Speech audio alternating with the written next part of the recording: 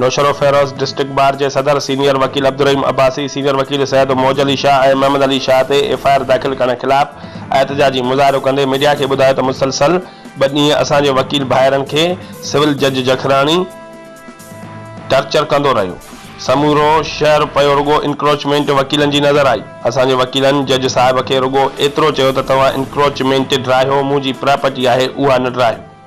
ऐं सीशन जज के भी इहा ई रिपोर्ट ॾिनी आहे त मुंहिंजी वकीलन सां मुंहमारी थी आहे ऐं मूंखे इंक्रोचमेंट ड्राहिण नथो ॾिनो वञे।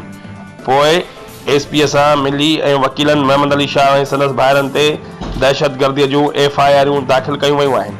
वकील पिस्टल पयो हणे, वकील जज के पिस्टल पयो हणे, जॾहिं त हुन जे वीडियो आहे त उन में चवे थो मुंहमारी थी त पोइ पिस्टल केॾां आयो। असां कूड़ी एफआईआर जी सख़्त लफ़्ज़न में मज़म्मत कयूं था। असां मुतालबो कयूं था त फौरन एफआईआर ख़त्म कई वञे। असां समूरी डिवीज़न स्ट्राइक कई आहे।